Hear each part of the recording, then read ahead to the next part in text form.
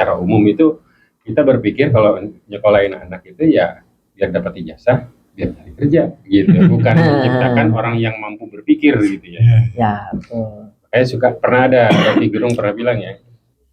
Oh iya. Ijazah itu bukan. Ijazah itu tanda kita pernah sekolah. Bukan tanda kita pernah berpikir.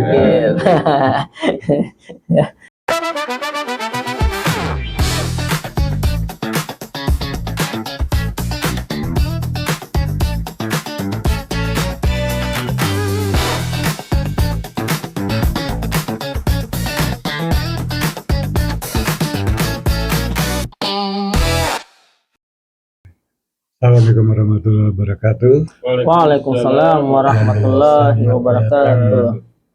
Selamat datang di acara Gak Nyangka. Terima kasih sudah berkenan hadir menyaksikan obrolan kita malam ini. Sebelumnya saya perkenalkan dulu narasumber kita. Silakan. Nah, nama saya Wahid ya. Aktivitas sehari-hari ngajar sebenarnya ya. Pernah kuliah di UI, sekarang juga sedang menempuh magister pendidikan di kampus Jakarta. Oke. Sebelah kiri saya konseptornya sebetulnya nih. Gilang Nuriman. Oh iya, saya berbunyi Gilang Nuriman. Gilang Nuriman. Saya sendiri hadir.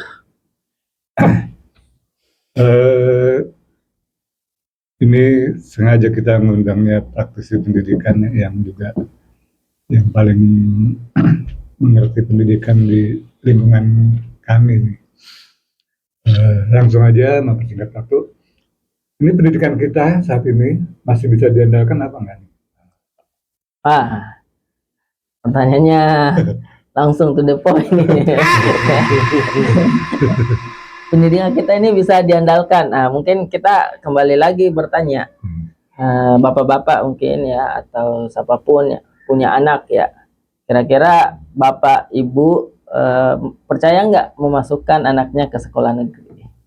Percaya. Ya. Nah, yakin nggak ketika anaknya masuk ke sekolah negeri akan sesuai ini dan seterusnya? Karena wajah pendidikan Indonesia sebenarnya adalah di sekolah negeri itu. Walaupun ada banyak sekolah-sekolah swasta ya situ. Kalau saya pribadi sebenarnya nggak percaya. Ini konteksnya pendidikan formal ya? Iya, pendidikan formal itu. Yang negeri lah. Gitu yang negeri, kayak SD negeri, ya. Negara gitu ya. Mengikuti kurikulum negara gitu. Itu berarti kurang percaya ya? Ya. Tapi kalau untuk ini kan secara awam ya, secara umumnya. Kalau secara umumnya kan ya untuk mendapatkan ijazah supaya bisa bekerja, ya kan harus menempuh itu gitu. Ya. Itu namanya keterpaksaan jadinya. Ya kan? Jadi terpaksa. Jadi terpaksa aja sebenarnya. Seandainya misalkan ada akses atau opsi lain ya kan, yang lebih bagus dan lebih murah lah misalkan dibandingkan sekolah negeri, itu kan pasti akan memilih itu ya kan. Cuma kan nggak ada lagi akses yang lain situ ya kan. Sangat terbatas. Akibatnya apa? Nah, kita lihat aja beberapa orang yang punya duit lebih memilih sekolah kemana coba? Ya kan? Ke swasta yang lebih ke swasta atau apa dan seterusnya. Nah, ya. Walaupun sekolah-sekolah negeri ada beberapa yang unggulan, misalkan sekolah Garuda ya kan. Kalau di Depok sama 1 Depok misalkan. Kalau Jakarta ada sama 8, MHT ya kan.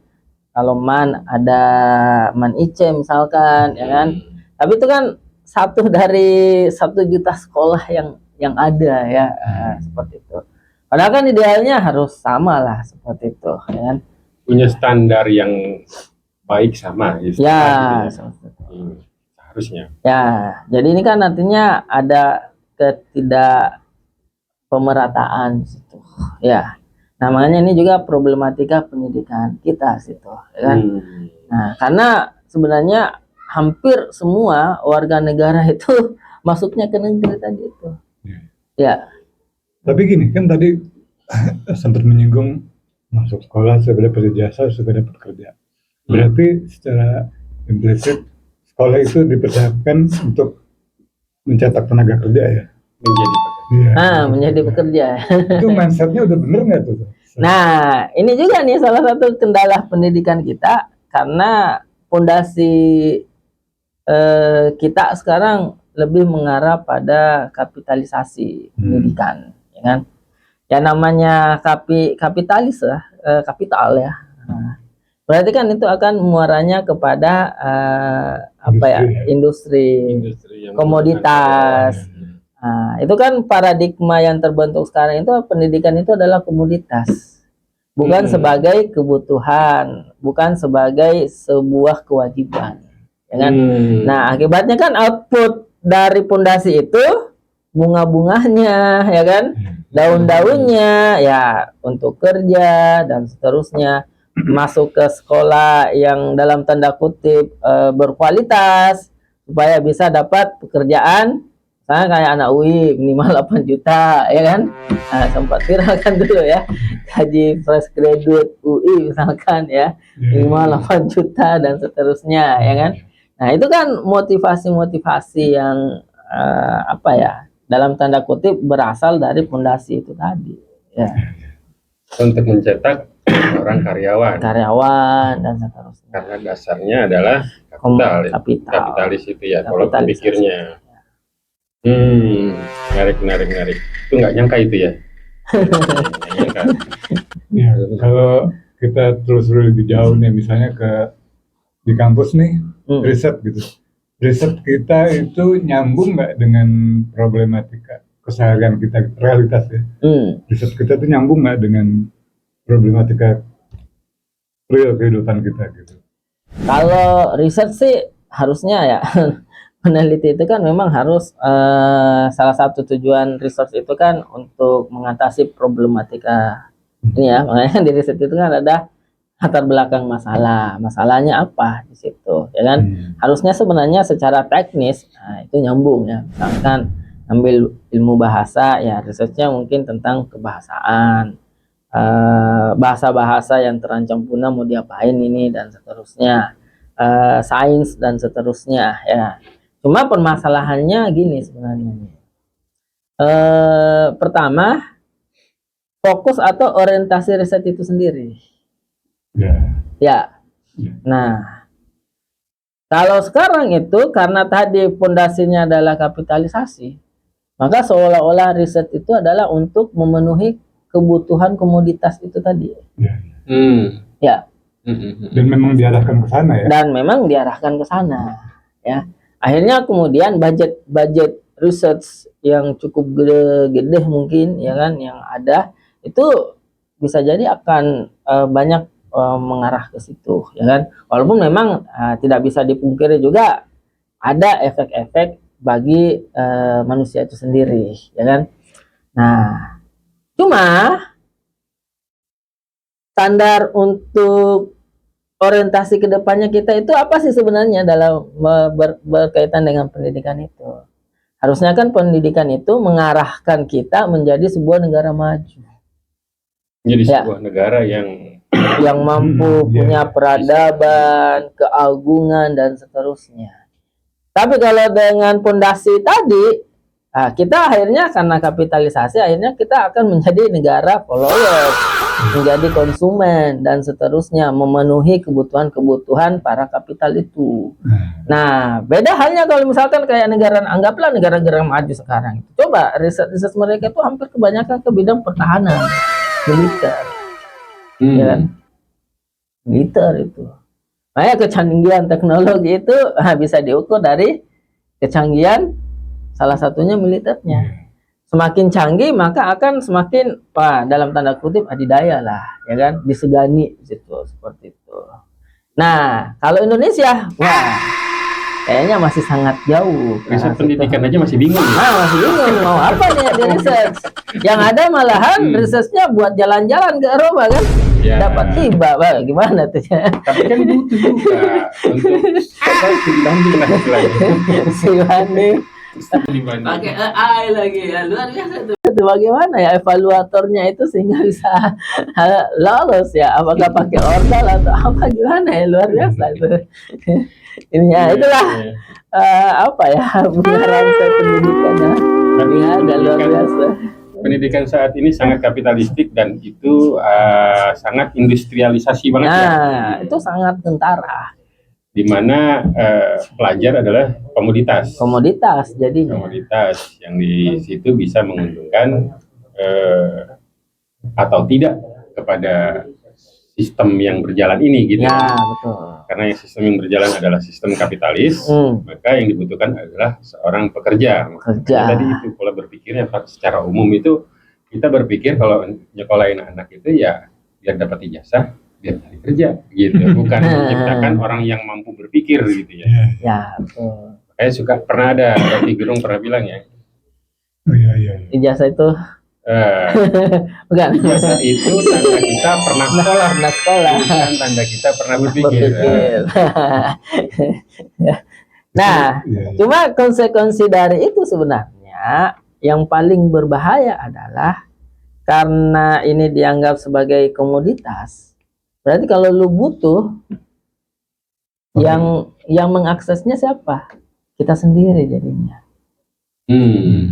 Ya kan? Jadi kalau kita nggak punya kemampuan untuk mengakses itu, Iya. yang terjadi adalah putus sekolah. Kan Kalau angka gitu putus terjadi. sekolah itu kan cukup tinggi.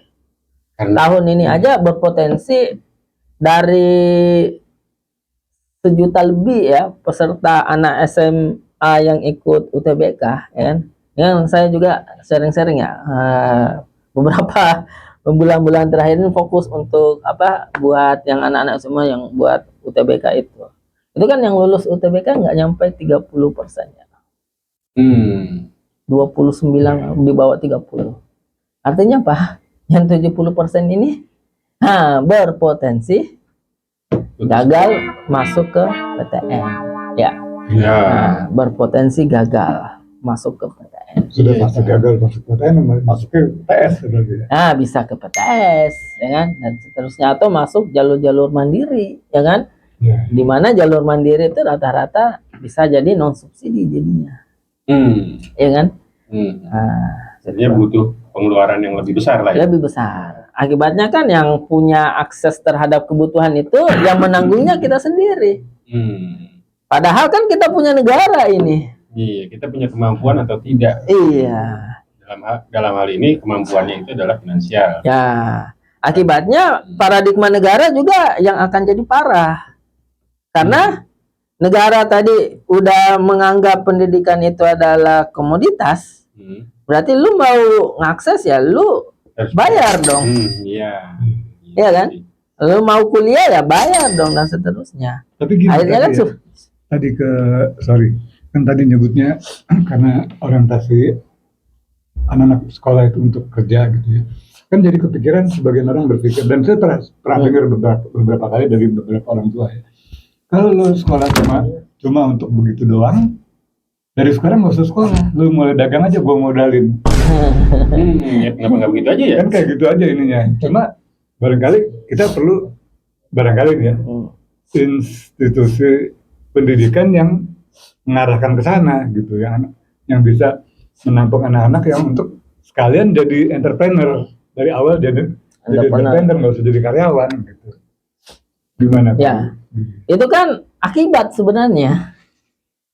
Akibat dari itu tadi, pondasi itu tadi, munculnya sekolah-sekolah entrepreneurship, bahkan kan dari SD aja udah kira entrepreneurship itu kan. Itu kan akibat dari itu tadi semua kan, merembes semuanya ya, muncullah sekolah yang entrepreneurship misalkan dan seterusnya ya kan. Muncullah sekolah yang macam-macam itu adalah akibat. Nah, dan menarik sebenarnya juga adalah kan itu tadi, kenapa tadi wah mending daripada lu ini ujungnya kerja juga ya kan. Orang masuk PTN itu biasanya maunya kerjanya di mana? Jadi PNS lah. Jasa, ya kan? Oh iya. Jasa. Kenapa orang mengarahnya ke jasa? Kayak akuntan atau pokoknya yang kantoran-kantoran lah yang dalam tanda kutip pakai pakaian mewah dan seterusnya. Karena ini juga tidak lepas dari salah satu indikator negara maju itu apa? Jasa. Makanya Indonesia itu sebenarnya bakalan nggak bisa jadi negara maju karena agriculture kan. Dan itu yang ingin diusahakan menjadi jasa coba. Kalau kita mau jadi negara maju. Ya, ini kan indikator juga yang sengaja dibuat atau standar-standar dibuat oleh mereka yang punya kepentingan itu, ya kan? Gini sekarang kan setiap dekade bisa dibilang itu ada perubahan besar ya. Sekarang ini kita sudah mulai dipimpin oleh AI nih. AI. Yang 10 tahun yang lalu enggak gitu. 10 tahun lalu lain ininya ya. Jadi setiap dekade itu ada perubahan dan mungkin 10 tahun ke depan, 20 tahun ke depan akan ada perubahan besar yang kita belum bisa bayangkan sekarang ini. Pertanyaannya, apakah siswa kita atau mahasiswa kita bahkan itu siap untuk mengantisipasi perubahan-perubahan 10-20 tahun ke depan? Ya, ini kan juga tantangan ya. Karena Indonesia itu kan punya visi generasi emas 2045 ya. Ya. Nggak tahu nih emasnya jadi emas 45 ya. 45 ya atau dimajukan 30 cepetan ya. Nggak tahu nih emasnya jadi berkarat atau apa dan seterusnya ya kan. Tapi ya bisa jadi juga proyek gitu. Nah, apakah tadi siswa itu mampu untuk tadi mempercepat dirinya, mengembangkan potensinya, ya kan, untuk menjadi sebuah individu yang dalam tanda kutip cerdas lah, pintar, mampu menciptakan, mampu mengikuti perkembangan teknologi yang ada. Nah, mungkin kita ambil data dari sini aja, data PISA-nya kita, ya. Kemampuan literasi dan numerasi kita kan, atau kemampuan secara akademik kita itu cukup rendah. Ya.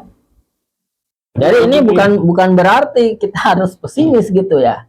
Tapi itu kan adalah tantangan yang harus kita gimana nih caranya.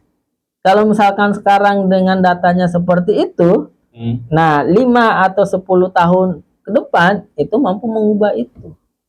Ya kan? Iya. Nah, ini kan yang harus dipikirkan secara teknis, bukan cuma ganti menteri, ganti kurikulum, ya kan? Oke, begini, kan kita alami sendiri ya, hampir setiap dekade ada perubahan situasi ya, perubahan ilmu pengetahuan teknologi dari tempo hari ada baru PC masuk rumah, terus laptop, terus internet. Internet sekarang AI dan mungkin teknologi ya 10 tahun akan datang ada perubahan lagi yang belum terbayang oleh kita sekarang ini. Teleportasi kita bisa di mana? Bisa jadi begitu. Bisa jadi kita bisa ngobrol anytime nggak pakai alat apa-apa. Transformer. Gitu. Atau bahkan ketemu langsung gitu. Telepati. Motor terbang. Iya. Nggak perlu macet ya. Nggak pakai zoom lagi udah bisa sendiri gitu ketemu gitu ya 3D gitu atau semacam itu. Nah pertanyaannya kan kita hanya akan menjadi penonton seperti sekarang ini atau bisa kita meliding perkembangan teknologi. Nah untuk menuju jadi pertama dulu ya, seolah-olah itu makin canggih sebuah teknologi akan semakin maju. Itu sebenarnya ada benar, ada enggaknya juga, kan? Karena kalau misalkan kita menganggapnya sepenuhnya benar, berarti seolah-olah ya yang penting maju teknologinya, ya udah maju, ya kan?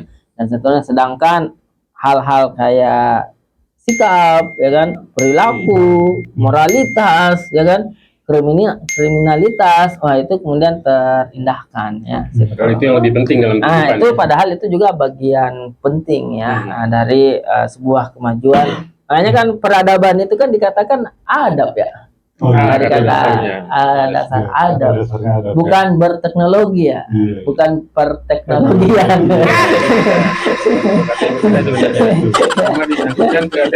Nah, tapi kenapa itu kemudian menjadi paradigma sebuah kemajuan? Ya karena itu tadi arah paradigma pola pikir kita udah disetting mengarah ke situ. Ya, ya, ya. Baik komoditas, barang, jasa dan seterusnya, ya kan?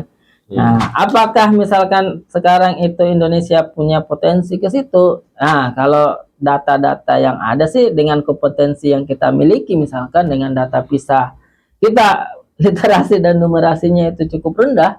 Apalagi literasi, gimana coba mau bikin ini baca aja nggak mau gitu lah. Iya kan? Gimana mau menciptakan Mau generasi menciptakan emas? hal yang luar biasa, generasi emas, ya kan? Yang jadi generasi barang rongsok jadi atau jadi mal-mal rongsok bisa jadi kan? Itu visi kedepannya Nah, generasi emas itu jadi- visinya Prabowo ya. Oh, harusnya udah dari dulu ya Udah dari sebenarnya. Nah, jadi yang harus kita pikirkan sebenarnya adalah mengubah fondasi itu tadi. Kalau dengan fondasi kapitalisasi, menganggap pendidikan itu masih sebagai komoditas, wah itu susah itu kita akan mencapai kemajuan. Oke, saya nangkep gini. Ya, Berarti tadi kan gitu. ada hubungan antara teknologi dengan peradaban. Hmm, Kalau zaman dulu di Islam yang Abbasiyah saya ya, tahu kalau terutama. nggak salah gitu ya, hmm. peradaban itu bergandengan dengan teknologi. Iya. Jadi begitu ketika teknologi sebuah bangsa maju, bangsa kalau nggak salah ke negara Islam saat itu ya, maju teknologinya, peradabannya juga maju. Nah kalau sekarang ini gimana nih petanya gimana nih sekarang nih? Ya, kalau sekarang kan pertanyaan nggak bisa dipungkiri Barat ya.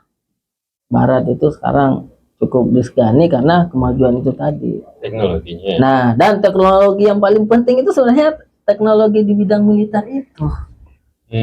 Walaupun kemajuan peradabannya sebenarnya mundur ya. Iya. Jepang misalkan ya. Kok kemajuan mundur?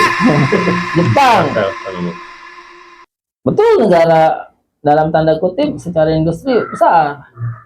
Tapi otomotif kan ya. Ya. Otomotif. Jadi masih bisa di ini sama Amerika, ya kan? Secara politik dan seterusnya. Makanya kalau kita lihat negara-negara maju dulu pun misalkan Islam pernah jaya ya. Itu karena itu tadi kemajuan teknologi di bidang militernya itu cukup disegani. Makanya kan ada dalil kan bahwa kita harus mempersiapkan kuda-kuda kita itu yang mampu menggentarkan musuh-musuh. Ya. gimana nggak mau maju ya kalau di dalam Islam itu kan ilmu itu ini ya Kewajiban. sebuah kewajiban. Nah, itulah seharusnya yang menjadi paradigma kita itu. Bahwa pendidikan itu harusnya menjadi sebuah kewajiban, bukan komoditas. Karena kalau kita udah menganggap sebagai kewajiban, berarti negara itu akan menganggap memposisikan dirinya bagaimana memenuhi kewajiban itu. Bagaimana agar semua warga negaranya itu mampu mengakses itu. Ya? Sebisa mungkin alokasi dana pendidikan adalah untuk memikirkan bagaimana rakyatnya itu bisa mengakses pendidikan. Itu seharusnya bukan malah mikirin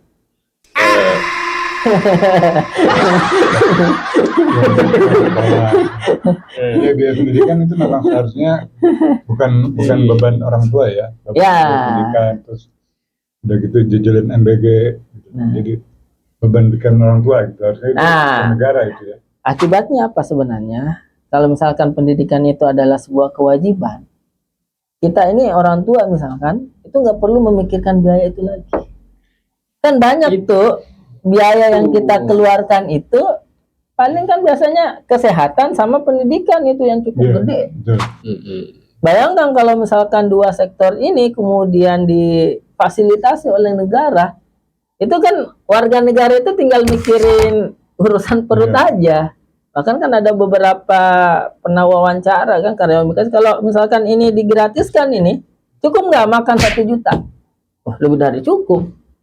Makanya kan kenapa itu banyak dana-dana mengendap di bank itu, atau kita khawatir mengeluarkan uang, karena khawatir tadi akan ada dana-dana yang tak terduga di sektor kesehatan maupun pendidikan. Itu kan yang disimpang oleh orang tua. Ya kan, akhirnya akan berefek terhadap ekonomi nggak berputar jadinya kan Nah, Iya. nah situ. Kalau balik tadi ke masa kejayaan di Abbasiyah ya, Hmm. itu kalau nggak salah dulu ada seorang sultan, seorang khalifah ya yang sampai bingung mau apa membagikan Duitnya, zakat. zakat. Itu membagikan zakatnya itu bingung mau kemana Umar bin gitu. Abdul Aziz. Umar bin Abdul Umar bin Aziz. Abdul Aziz. Mungkin Ya. karena itu ya, bukan karena nggak ada orang miskin, tuh kan karena orang miskin pasti ada aja kan. Ada aja. Waktu itu pasti ada. Tapi mungkin karena sudah tercukupi semuanya, buat apa gitu mungkin Ya. gitu kali ya. Betul. Oke. Akhirnya kan masyarakat itu akan menjadi masyarakat yang beriman dan bertakwa. Lebih Bunyi azan, kerjaan urusan belakangan lah, ya kan? Ya kan? Akhirnya Nah, akhlak akhirnya terbentuk di situ ya. Akhlak Adab terbentuk, itu komunitas lingkungan terbentuk, Hmm. ya kan? Mau belajar warga negaranya, tinggal ini aja. Jadi ibaratnya tinggal warga individu itu tinggal mau belajar atau tidak sebenarnya. Kalau dia punya motivasi untuk, kan ada juga orang yang dalam tanda kutip, aku jadi kerja di lahan aja, pebisnis aja, ya kan? Ya. Enggak usah ini, ya kan? Nggak usah jadi ilmuwan gitu. Ini jadi ilmuwan atau apa dan seterusnya. Ya, itu kan semuanya kalau ada warga negara yang ingin sampai S3 dan seterusnya, Ya. itu kan akan difasilitasi oleh negara. Akibatnya apa? Nah, itu teknologi akan keluar dengan sendirinya. Ya kan? Iya, artinya efek Nah, buruk. banyak kan dokter-dokter yang akhirnya diciptakan oleh sebuah negara itu, ya kan? Makanya kan ulama-ulama pada zaman Islam itu kan sezaman banyak tuh yang muncul, ya kan? Kalau sekarang kan cuma 1-2 orang aja nih yang muncul, ya kan? Nah, bahkan kan Imam Syafi'i belajar sama Imam siapa tuh? Imam Malik, ya kan? Masih hidup sezaman, udah 2 imam luar besar ya. Iya. Dulu kan ulama-ulama juga bukan cuma pakar agama, pakar lintas jurusan. Disiplin ilmu ya. Karena ibaratnya individu itu mau mengakses, mau belajar apa, ya udah lu masuk ke situ aja. Tinggal negara itu secara teknis pengaturannya seperti apa, ya kan? Nah, itu kan nanti perkara teknis yang harusnya bisa, ya kan? Tapi permasalahan pondasinya kan itu yang harus kita ciptakan. Bagaimana menciptakan orang-orang yang banyak intelektual, banyak S3 dan seterusnya. Kan kendalanya itu karena cuma itu doang kan, akses itu tadi Kira-kira yang kenapa terbatas. mereka bisa menguasai banyak ilmuwan gitu ya? Ya karena mereka punya pintu-pintu, mau belajar apa kek udah disediain, ya kan? Kalau sekarang kan bisa nggak kita masuk jurusan kedokteran, masuk juga jurusan teknik? Pusing. Waduh. Letak kita. Satu aja misalnya kalau sekarang kedokteran udah nggak ada waktu lagi untuk organisasi kan? Ya. Akhirnya yang dulu anak UI FK turun di Salemba macet semua, makanya dipindahkan ke Depok kan? Nah kalau sekarang kan udah nggak bisa apa-apa anak kedokteran itu, ya. Nah itu barangkali ininya, ya. Jadi emang fondasinya ini yang harus kita perbaiki, dan nggak usah gengsi sebenarnya belajar dari dunia Islam, karena Eropa pun dulu kan sebenarnya belajar dari dunia Islam, ya kan? Oke, jadi mungkin penutup nih. Desain pendidikan kita harusnya seperti apa? Kalau kita dikasih kesempatan untuk bikin ulang desain pendidikan. Ya harus merujuk kepada desain pendidikan yang pernah digarap oleh Islam. Yang dimana pendidikan itu adalah sebuah kewajiban, bukan sekedar komoditas. Dan bisa mencetak pribadi-pribadi. Oh, dan itu akan biasa, ya? luar biasa, sampai profesor pun semuanya difasilitasi oleh Bukan negara. yang cuma joget-joget di Bukan boti-boti ya yang sekarang yang lagi viral. Main-main game, misalkan anak laki-laki main game, ya kan? Perempuannya sosmed, gimana coba gitu-gitu, ya kan? Kan di PTN ada boti yang ketangkep ya. Nah, itu kan luar biasa parah jadinya, kan? Bikin malu. Bagaimana mau jadi S3, ya kan? Profesor dan Peradaban yang seterusnya. baik, ya. Semangatnya aja nggak ada, pintunya nggak ada. Bagaimana bisa menciptakan teknologi-teknologi yang semakin canggih? Baik, menarik sekali. Saya pengen kembangin lagi, cuman udah dikasih tahu tadi. Tapi boleh Versi kedua. Oke. Sedikit lagi, sedikit lagi. Ya, sip. Yang mana tadi? Udah cukup kali. Oke deh. Mari kita tutup dulu bincang-bincang kita malam ini. Terima kasih sudah meluangkan waktu menyaksikan. Assalamualaikum warahmatullahi wabarakatuh. Waalaikumsalam warahmatullahi wabarakatuh.